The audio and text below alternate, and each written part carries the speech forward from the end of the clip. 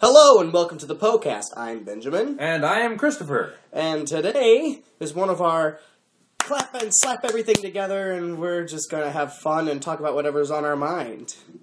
It's that sort of Poe-Cast. It's that sort of that sort of Poe-Cast. It's also one of those Poe-Casts where Benjamin can't talk and things like monkeys instead of muffins are made. Yeah. What was I said earlier? Experts instead of experts? Esperts? Esperts. Yes. Talk about experts and stuff. Why is so? this What are we going to start with? What are we going to start talking about first? I think you said you had something to show me. Army updates. Army update. I have Grail Knights, everybody. Ooh. These are the most powerful knights in the Bretonnian war host. Now, what are they like? What is their lore in the Bretonnian war host? In the kingdom of Bretonnia, Grail Knights are... You can just leave that there. Okay. Don't worry about that. Grail Knights are knights who have already kind of earned their lands and their title as a lord of the realm by serving as a knight errant. Basically, that's an untitled, unlanded knight. Yes, you've already been knighted. You're a knight. You're part of the nobility, but you're just... you just have your coat of arms and your sword and lance, and you're riding around winning glory. So they've won their glory. They've served the realm as a landholder, as a lord, as a knight of the realm. And then, inspired by a vision of the Lady of the Lake, they set out as a questing knight on their quest for the Holy Grail. Those questing knights look really cool. When you make They are really cool. They're my favorite because they've got so many... Because they're questing knights are basically like traveling not just over Bretonnia, but all around the old world. Literally questing knights. Questing knights, searching for the Holy Grail. And they're really cool because they've got all kinds of stuff and on their packs. Basically, they're carrying what they need to survive. They're pretty much carrying their entire castle. Well, I won't say castle, but their entire room with them. They have their entire room on their which for a knight in full armor, full plate mail and chain mail, that's a lot. Especially to keep your armor and weapons maintained and your horse fed and yourself fed. And if you happen to be a blind knight, to keep you and your seeing eye boy fed. Except for your one cool blind knight, which you made just a blind BA knight. Just a blind BA knight. He's pretty cool. Yeah. Yeah, so they're carrying a lot of equipment with them, some stuff that they've acquired over their quests. Plunder. Did I say that? Knights don't carry plunder. Knights don't loot villages. What am I saying? They might loot a troll's hoard. Now that would be something. Trolls have a lot of stuff. A dragon would be a true loot, but trolls are okay. Trolls, you get some nice things. Yeah. So, but the most resilient, the most virtuous knights, the most committed knights are your Grail Knights, who have actually passed all of the tests and proved their worth, and not only done many great deeds, but proved to the Lady of the Lake. They proved their worth and have faced her champion, the Green Knight, and defeated him. I posted a picture of that guy on the Poe-Cast for anyone who's listening. He looks really cool. Yeah, he's one of the models that I want to get. I'll do a little bit of tweaks and twigs with him because I want to make him a little bit more not so knight in armor, a little more fey, a little more fairy, a little more woodsy, bestial. Yeah, a little more bestial. There we go. Yeah. And so when they have finally proved their worth to the Lady of the Lake, she appears to them in person and allows them to sip from the Holy Grail. And they basically become saints on Earth. And very, very powerful knights. They literally have like magic coursing through their veins. So now, don't they become slightly immortal as well? No, they do die, but they are blessed with a long, long life. And if you aren't like Christopher, then the models look like skeletons in shining armor riding horses, if I'm correct-ish. Those are not Grail Knights. That's actually the Grail Reliquary. So those are actually the personal guardians of the Grail itself. Well, yes. To explain the Grail Reliquary, there are some peasants who are so devoted to the Grail Knights, because the Grail Knights, literally, they're living saints. So there are peasants because these Grail Knights they're not worshipped, but they are revered. Word. They're revered as being the epitome of all the knights in the realm, like the highest lords in the realm, and they of course have a large following of peasants and men at arms. So when the Grail Knights do finally die, this one particular model from the 6th edition of the Bretonnians. Hopefully we'll get a new edition. Lovely 6th edition. Yes, the 6th edition is great. I really do like the 6th edition. But, so, to continue your explanation of the Grail Reliquary. It sounds to be kind of like what the Emperor in 40K is, as how they've earned their, I don't want to say immortality, but their extended life through the belief and... Well, I guess I can really just say the belief and hope of others and what they think of them. Ish. As to the 40K Emperor, whether he's different. He's a different case. Different. I mean, the Grail Knights have get their power and their extended life from the Holy Grail itself, from the Lady of the Lake. So okay, it's not through the belief. To explain, right? No, it's not through the belief. Whether the lady gets some of her more and more powers given this through that. That's a different story. But yeah, that's a different story.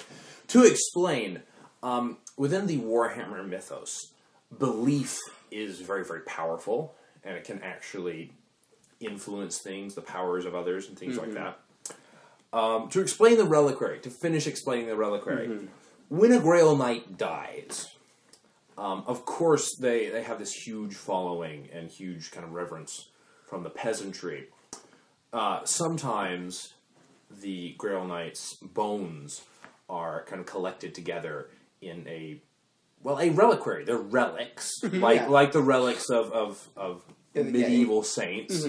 And this particular one, the bones have kind of been put back together in a full kind of human sort of literally put back together. Put back together as a human skeleton, and a lance is tied to its right hand, and a Grail emblem is tied to its left hand, and it's sitting on the horse, and there's the shield on the back, and there are candles. Oh, so that's what that is. Okay, yes. So it's not an actual rider, it's literally just a skeleton tied to a saddle. It's peasants carrying a skeleton. Okay, that actually makes me slightly get some more respect for the Bretonnians back. I lost a little bit when I saw that picture. I was like, what? Okay, that explains a lot. See, and the reason you thought that is that you got a peasant holding the horse head where the horse head would be. So it looks like these 6 peasants are the horse that the dead knight is riding on. Well, but really, it's just a Grail Knight. My goblins are ready to turn and run. It's a zombie knight! Run away! Just staring at that. I was like, Christopher doesn't like zombies. What's with this?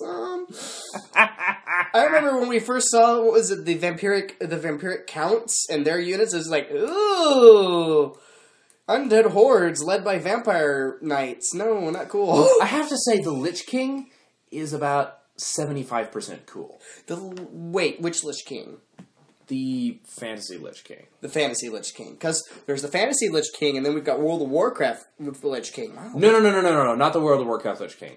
I think that Lich King. The Warhammer Fantasy Lich King looks about 75% cool. I think the WoW one is pretty cool. Yeah. No. Especially the fact that his title can be passed, but that can be talked about in a different thing. Oh, wow. We'll have to do that over Skype, though. Yeah, I think my account's still working. I don't know. Your Skype account? No, my WoW account. Oh. Actually, no, it isn't, because I only paid for 1 month subscription. Yeah, I'm gonna have, if I remake it, I'm gonna have to delete my Tauren and have his name involve Pi, because that is something I've started doing now. On MMO I have, because in memoriam-ish to what the Poe-Cast was originally going to be called, I started adding Pi. Yeah. I mean, that's my username on Minecraft, is Dwarf Pi, and actually in a game that I'm going to tell you about in this podcast as well at some point is my character's name is Pie Striker. Pie Striker. I couldn't figure out for a cool first name, so his nickname is Pie, and his last name is Striker. Okay. But well, that sounds pretty cool. Yeah. So why don't you go ahead and talk about that? About that game. Okay. About a year and a half ago, I heard of a game called Planetside. And it had long since been disbanded. It was one of the first, computer MMO first-person shooters, which involved infantry combat through first-person shooter, mechanized combat, such as tanks, four-wheelers, etc., and air combat. And this was, 1999, 2000, when I saw, I saw this in, 2008 or 9, but the videos were back in that time, so everything was blocky.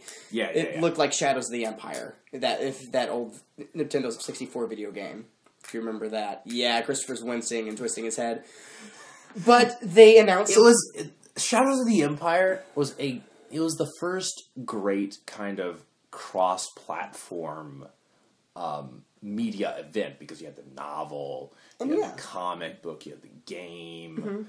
I think you even had an audiobook back then. I think you did. So audiobooks were a big thing back then. And hey, you even had action figures. It was like the first... Kyle Katarn? No, that wasn't Kyle Katarn. That was Dash Rendar. That was Dash Rendar. Kyle Katarn... Kyle Katarn is Jedi Academy. I have just sprayed glue all over my... Ew, that's going to be nasty. But anyways, to continue explaining, Planetside 2... They came out with Planetside 2, which, of course, is much improved graphics and gameplay. And literally, I know, because I've never actually been in a case, but I'm still going to say this anyway, it is the closest thing that the normal person will have of being in an actual firefight involving tanks and stuff. To explain my first story, I played it for a little while and I logged out because my computer wouldn't handle it, but now, a year and a half later, I have a slightly better computer. It's still very temperamental, but I turned down all the graphics and pretty much shut down everything. I tell you, all your computers have always been slightly temperamental. They have been. I think Cortana lives in them. Yeah, the rampant Cortana. The rampant Cortana. Yeah. But so essentially, my Planetside 2 looks like Planetside 1, but still, regardless, it's fun gameplay. Yeah. But my first story, I logged in, I'm playing as the faction called the New Conglomerate. There's three main factions. There's the Terran Republic, which is kind of your good empire. You're humans. You're human. Everyone's humans. Oh, okay. Everyone's humans. Okay. But they're the main government. They're the main government. They've been in charge for a long time. Blah blah blah. Yeah. Then you have the Vanu sovereignty. They are pretty much all of your scientists who have decided they're going to rebel because they found alien technology and they believe that that's going to pave the way for leadership. And everything about theirs they have hover tanks, they have energy weapons, and it's all about for the Vanu sovereignty, for knowledge over power, blah blah blah. And the Terran Republic is duty before this, strict military regiments, blah blah blah. Then I play as the New Conglomerate with some friends who are pretty much your rebels. As quoted by my friend Dan, America! Pretty much. They're the rebels. They're about justice before, or death before, liberty for death, or something. I don't know. Not an actual American saying. It's something they made up. I can't remember. But I play as them. Anyways. Liberty or death. We'll say liberty or death. We'll just solve liberty or death. We'll say liberty or death. That just solves things. That solves things. I get on. I decided to grab a four-wheeler, and I just started goofing off. I'm driving around in circles. And I hear a siren. Now, about this time I had gotten off and went back inside and was playing around with my infantry specs. And I will never make fun of movies again that have this happen. I went outside when I heard the siren going off, and it turned out that there was an air raid. I had no way of knowing this was an air raid, but our entire base is being bombarded by two squadrons. Two full squadrons, I should say. So that's 24 fighters, 12 fighters per squadron. And, yeah, so I will never make fun of a movie when people go running outside when they hear a siren. Because I did that. Anyways, I grabbed a four-wheeler, and I started driving, and this giant armored van pulls up alongside of me, and there's a light tank following him and a few four-wheelers, and they message me through voice chat. They're like, hey, what you want to roll with us? I'm like, yeah, sure, anything to get out of here, and besides, we're supposed to kill things. So we started rolling together, and we followed this road, and we ended up getting chased by a couple of the fighters from the squadrons. Really cool chase sequence. Not even cinematic or planned in the game. These are all in-game players. There's nothing NPC in this non-player character in this game. Good. Everybody you see is literally in front of a computer somewhere in the world. So, hey, this sounds a little bit like Eve. Eve, yeah, I'll get into Eve in another episode. Okay. But anyways, this isn't the Eve thingy. No, this is no way related to Eve. We ended up driving to... We ended up getting the tank blown up. A couple of the four-wheelers in front of me got shot out. And I was like, okay, this is really getting intense. And we ended up driving into a base. The tank kind of smashed through the force field gate. I later found out that a couple infiltrators had gone in there earlier and shut down the gate when they heard him coming. Gotcha. But still, really cool that this is all actual players coordinating this. And we go in, and I was the only engineer, and he's like, hey...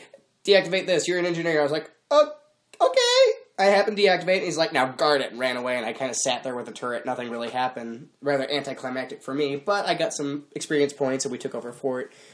Then we went over, and we tried to attack another base, but it was at the top of a hill. Really cool being bombarded by artillery fire, kind of running away from snipers and artillery fire. Eventually, me and some guys decided to charge the base to get in there and try to open the gate for our tanks. Okay. The guy in front of me got sniped. I ran and hid behind a rock for cover, and we had about 2 or 3 light tanks at the base of the hill. And then they launched a big tank, and I was like, you know what? My computer's lagging really bad. I'm going to die anyway, and I need to log off. So I pulled out my C4. I charged the big enemy tank, dropped some C4 on it, and then I got shot by a sniper. And right before I died, I detonated the C4 and destroyed the tank. Not really. I just kind of crippled it, but it sat there long enough. So the way you described it to me is... I'm literally just hiding behind a rock like, you're hiding behind a rock. The sniper's gonna get me, and I see this tank. They saw you. You died behind the rock. You had another guy with you. Yeah, the guy... Bam! He got sniped. So you knew there was a sniper literally crossed... I'm running, he crossed in front of me and somehow stepped into the sniper shot that was meant for me. It was like, rock! And I'm staying here. You hid behind the rock until the tank came up, and you dived out. And they're like, what?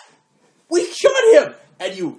Pretty much. Slap the bomb. I could hear the guys yelling over voice chat. They were cussing out the fact that they thought they'd killed me. And they shot, and you detonate the bomb. Pretty much. It was awesome. It was kind of awesome. Guess what time it is? Oh no.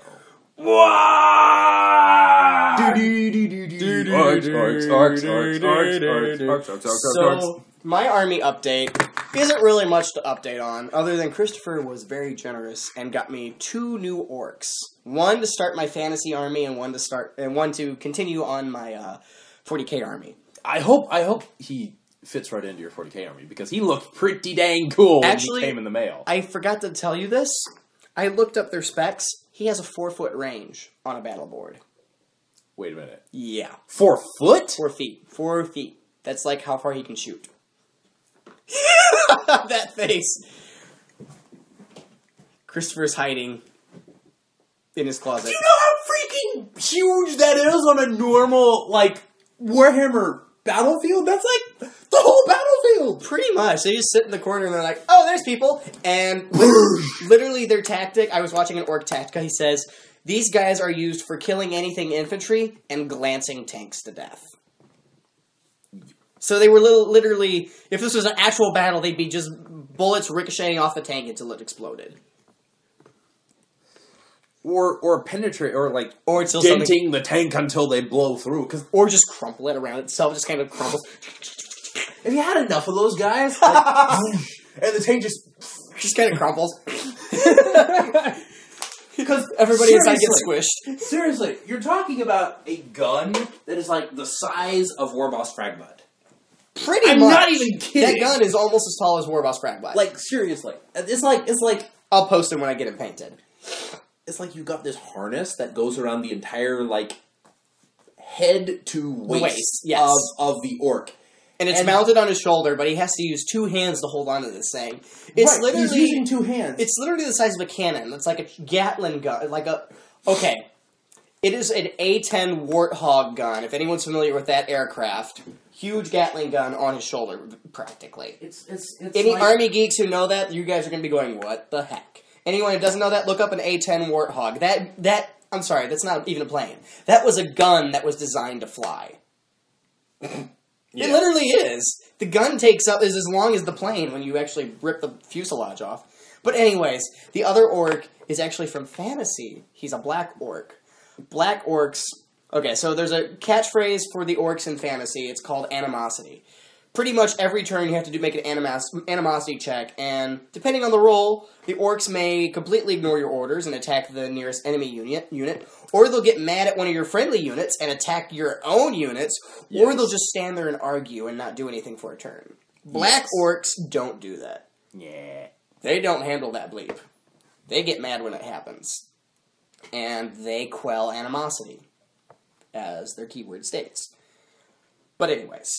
He got me a black orc, and his backstory, I've decided, is he's going to be the original founder of the Black Tiger clan, back 40,000 years ago before he was even thought of. He was like the first orc who had thoughts of making a clan like that. And you've got to his tiger pelt has got to be black. Oh yeah, I'll have to make him one from green stuff. Yes. But I have an orc story this week. Okay. Unlike last Poe-Cast, where we just kind of geeked out over pictures and stuff. Over pictures of orc stuff. So this is the story of Snorko the Sneak, as told by Benjamin, so it's going to be having a lot of embellishment. That's fine. We always like when he Benjamin stuff. Snorko the Sneak was a goblin in service of a giant war boss, and as you know about goblins, orcs don't like them. They're pretty much get bossed around and beat up by orcs all day long. And this is a story based in the fantasy universe.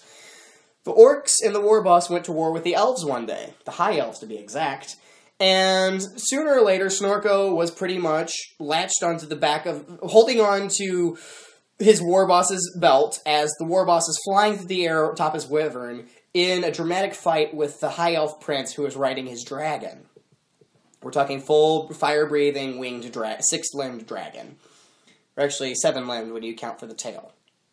Anyways... He did what any self-respecting goblin would do in the case of a giant war boss fighting an elf riding a fire-breathing dragon. He just pulled his helmet over his head and prayed to God above that he would survive. Eventually the fight went on, and the dragon snapped at the war boss, who ducked, and poor little Snorko was gobbled up whole. Aww. By the dragon. Yeah, aww. Eventually, at some point during the fight, the dragon ended up choking and dying, allowing the war boss to kill the high elf as the dragon toppled out of the sky and crashed into the ground below. Later, after the battle ended and the orcs had won, they started butchering the dragon to eat it, and they ended up cutting open the throat, and they found little Snorko still alive, scared to death. Apparently what had happened when he pulled his helmet down over his head and the dragon gobbled him up, the spike on the helmet lodged in the dragon's throat, causing it to choke and die. The war boss was so happy and indebted to the goblin that he promoted him to be a full-fledged war boss, which Snorko was the first goblin to receive that honor. He was pretty much high command, second in command of all the orcs underneath that war boss. Sadly, though, he did not survive the celebratory beatings that orcs give each other whenever celebration is called for. The end. So pretty much he was here for a day. He killed the dragon, not meaning to. They pull him.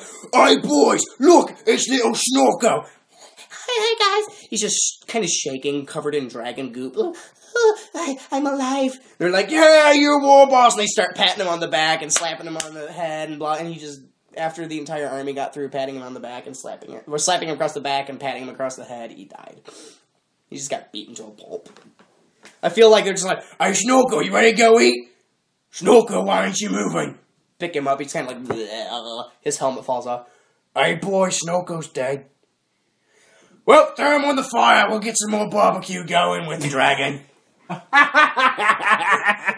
Shove him in the throat again, maybe it'll make it tasty.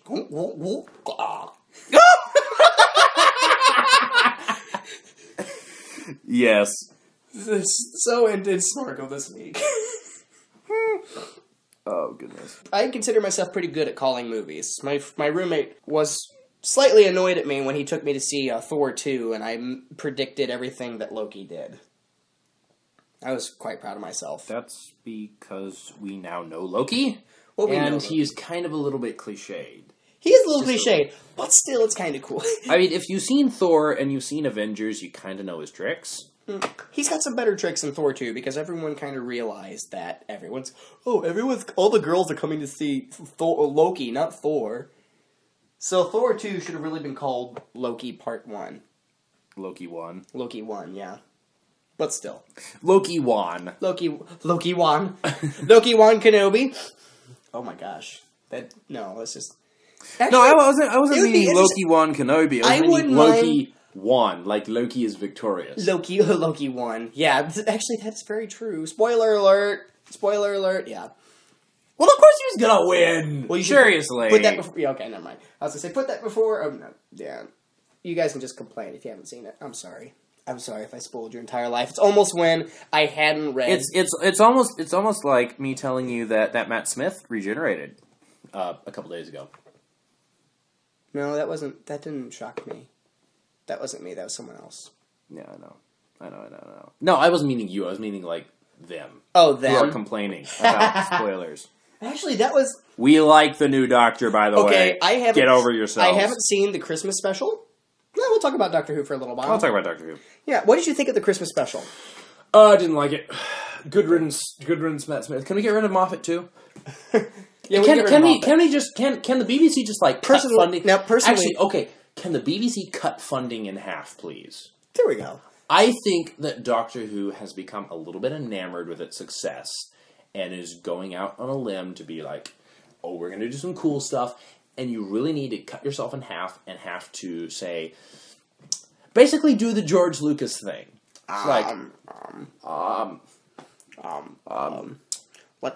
You're okay. You're fine. You're doing that. Okay. Now you gotta do the same quality of work with no sleep.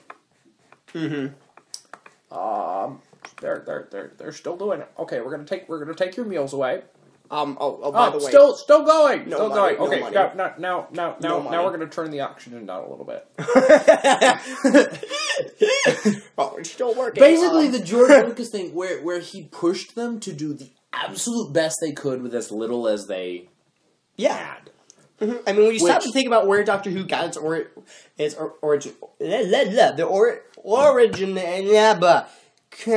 origin of Doctor Who, the origination. I saw Finding Nemo today. That's why I can't talk. This explains it. Why didn't you tell me before we started recording? I can't remember. I have short-term memory loss. Well played, sir. Well played. I suffer from short-term... But no. So, is there anything else to talk about? We'll talk about... is there anything else? How long have you been recording for? About 30 minutes.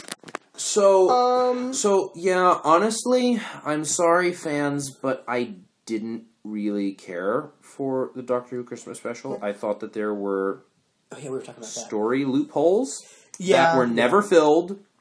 I thought there was some logical inconsistency trying to wrap up the whole... It's not much of a spoiler to tell you that the Silence story gets wrapped up. I'm not going to tell you how. Okay. Yeah. But it gets wrapped up. Don't spoil the Christmas! But no, I personally... Now, this may be because I haven't watched as much Doctor Who. Right. I enjoyed it. I'm not saying I was crazy about it, but I enjoyed it.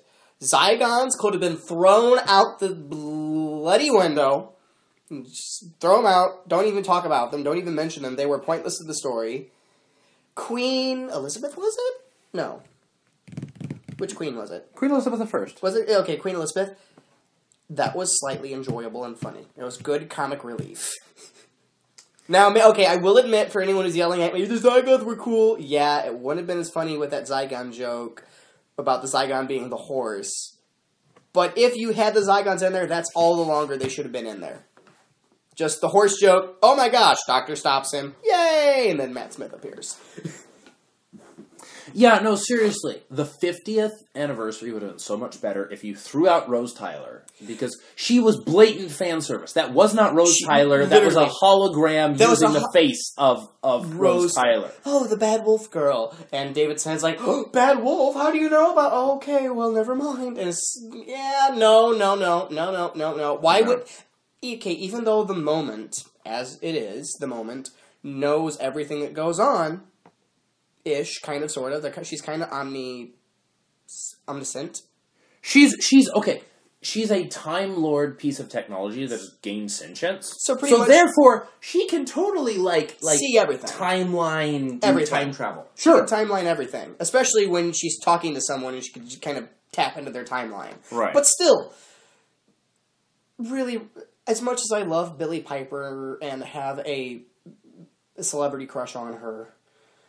And she has 2 sisters, by the way. Random fact. Found that out today. I have to say, I don't like her mouth. Her mouth is huge, and she lisps, and I'm sorry, but... that doesn't bother me at all. Okay. But anyways. I hate my mouth. My mouth is too big, so I think that's why I hate her mouth. Well, anyways. I still crush on her. No, that's fine. This is totally fine. It's totally fine. There's one of my friends, he posted a picture. He's like, I don't know if any of you knew, but Billie Piper has a sister. And there's a picture of Billie Piper and her sister. And he's like, how will I choose? And some guy was like, oh, she actually has 2 sisters. And he posted a link to the third sister's Twitter account. And they're he's like, how do I make a decision? There's 3 of them now. I said, I'll make it easier for you. Dibs on Billie Piper. And now the rest of you can fight over the other 2. I haven't seen his response yet, but I'm sure it'd be funny. Oh, goodness. But yeah, that was, like you said, blatant fan service. I'm not saying she was pointless. And as much as I love Billie Piper, we did not need to see her face. Right. She did a great performance. Possibly her best performance in all of Doctor Who. It was beautiful. It was it was an amazing performance. I just really wish it wasn't her. Yeah, it annoyed me too. Actually, I won't say it annoyed me, but it was just like, that's Rose Tyler. That's Rose Tyler. Even though the moment doesn't know she's Rose Tyler, that's Rose Tyler. It's going to bug me. It bugged me to no end. Yeah. I can't wait to see the Christmas special, though. I will say, I saw someone posted the Matt Smith regeneration, and I was like, I'm going to watch this. I don't care about spoilers, because Cal is going to kill me. He's going to slap me in the face if he's listening to this right now. Especially when I'm saying it this way. Doctor Who, since it is a time-traveling show, I personally believe, because I've seen it this way, you can start anywhere you want and hop around and skip as much as you want. Sometimes it's hard to understand, but since it's time travel, you can easily get back into the loop by hopping and skipping around. Exactly. And that's why I can easily spoil it for myself, because I can kind of feel when to stop, and I stop there. But the Christmas special will make no sense, regardless what you have seen or haven't seen. Yeah, okay. There's no logical consistency. But Matt Smith... There are actual loopholes. Matt Smith's regeneration into... Peter Capaldi. Peter Capaldi, thank you. Matt Smith's regeneration into Peter Capaldi was the best regeneration I have seen, and I saw them all on a YouTube video.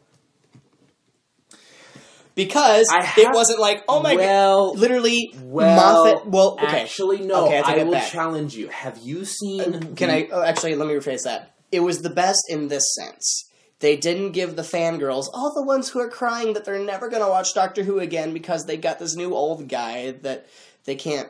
Sorry, I'm going to say it, that they can't fantasize about. Angry nerd coming out here. Moffat did not give them time to cry. It was literally, hands are glowing. Oh, kidneys! Kidneys! It was like, okay, yep. I'm okay with this. I literally jumped in my seat. But I was okay with it after that. I was like, well, that was over with. And at least we got the beautiful moment of him dropping his bow tie. That's all I have to say. At least he gave you that. Be thankful, slobbering fangirls, that he gave you the bow tie being dropped on the ground. Because that was more beautiful than a long, drawn-out, dramatic regeneration. Yes, it was. And I have to say, to all you fangirls, I have been where you were. Yes. I remember listening to him rant on the phone for about 20 minutes. About how I wouldn't watch Doctor Who again because they were taking away David Tennant. Get over yourselves. The 11th hour, Matt Smith's first episode, was Matt Smith's best. episode. I still need to see that full episode, but I saw the entire scene with him and Amy. Oh my, that was the most beautiful thing I've ever seen. I'm not kidding. But anyways, we should probably wrap this up. So we're going on a bit long. I apologize. Yeah, I'll probably edit this down, try to get it to half an hour. Half an hour, 40 minutes. It'll be fine. Shorter than it usually is. But anyways, I'm Benjamin. I am Christopher. And this is the Poe-Cast. We are done. I think we're done. We're always going to have a little bit rambling at the end where I don't know how to stop. So okay. Okay. Let me throw it on the ground. No. And that's it. We're done. Good night.